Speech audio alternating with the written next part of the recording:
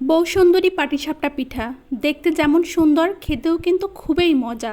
এই পিঠা এক দুইটা খেলে কিন্তু মন ভরবে না, একসাথে কমসে কম 4-5টা পিঠা তো খাওয়াই যায়। খিরসায় ভরপুর এই সুন্দরী পাটিসাপটা পিঠাটা আমি কিভাবে তৈরি করলাম সেই রেসিপিটাই আজ আপনাদের সাথে শেয়ার করব।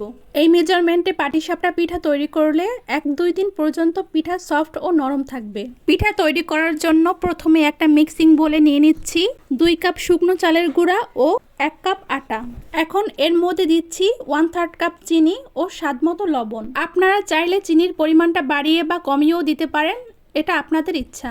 এখন অল্প অল্প করে কুসুম গরম পানি দিয়ে আমি একটা ব্যাটার তৈরি করে নেব।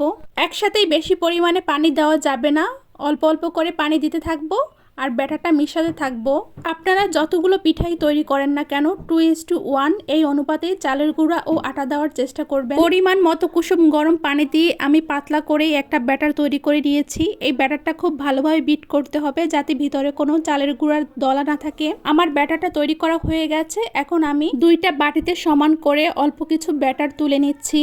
এই ব্যাটারের মধ্যে আমি আলাদা আলাদা কালার মিক্স করব। একটা বাটিতে দিচ্ছি গ্রিন ফুড কালার ও অন্য বাটিতে দিচ্ছি ইয়েলো ফুড কালার। কালারের পরিমাণটা মোটামুটি একটু গাঢ় করেই দিতে হবে যাতে দেখতে সুন্দর লাগে। হালকা করে দিলে কিন্তু পিঠায় ফুটবে না, দেখতে তখন ভালো লাগবে না। এখন এই ব্যাটারগুলো আমি 10 মিনিটের জন্য রেস্টে রেখে দিচ্ছি।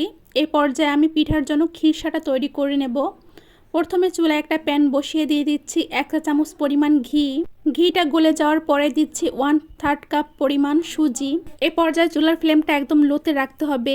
3 থেকে 4 মিনিট ভালোভাবে নেড়েচেড়ে সুজিটা ভেজে নিচ্ছি। এখন দিচ্ছি সামান্য একটু লবণ। লবণটা দিয়ে আবারও একটু নেড়ে দিচ্ছি। এরপরে দিচ্ছি 2 কাপ গরুর দুধ। দুধটা আমি আগে থেকে জাল করে ঠান্ডা করে রেখেছিলাম।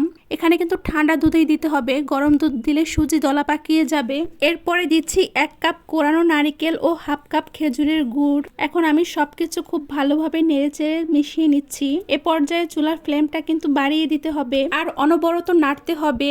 সুজিটা সেদ্ধ হয়ে দুধটা শুকিয়ে যে ঘন একটা খিরসা তৈরি হবে। অনেকেই হয়তো অনেকভাবে খিরসা তৈরি করে, কিন্তু খেজুরের গুড়ের এই খিরসাটাই আমার কাছে পাটিসাপটা পিঠার জন্য বেস্ট মনে হয়। আমার খিরসা তৈরি করা হয়ে গেছে।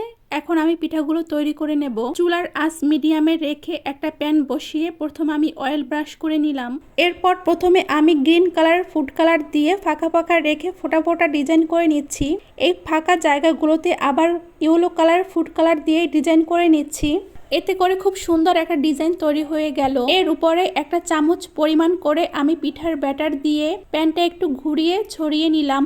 এখন 30 থেকে 40 সেকেন্ড অপেক্ষা করে একটা পাশে পিঠার খিরসা দিয়ে দিলাম।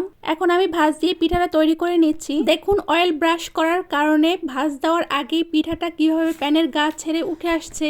আমি আপনাদেরকে আরেকটা পিঠা তৈরি করে দেখাচ্ছি। অনেকের কাছে পাটিসাপটা পিঠার ভাঁজ দেওয়াটাই অনেক কঠিন মনে হয়, কিন্তু আমার কাছে মনে হচ্ছে চোখ বন্ধ করে এভাবে পাটিসাপটা পিঠা তৈরি করা যায়। আমি এভাবে সবগুলো পিঠা তৈরি করে নিয়েছি। দেখুন আমার পিঠাগুলো দেখতে কতটা সুন্দর হয়েছে আর ভিতরে খেজুরের গুড়ের খিরসার পুর ভরা। কি দারুণ একটা টেস্ট, আপনাদেরকে বলে বোঝানো যাবে না। আমার আজকের রেসিপিটা আপনাদের কাছে ভালো লাগলে একটা লাইক, কমেন্ট ও শেয়ার করে দিবেন। পেজটি ফলো দিয়ে আমার পাশে থাকবেন। সবাই ভালো থাকবেন, সুস্থ থাকবেন। আল্লাহ হাফেজ।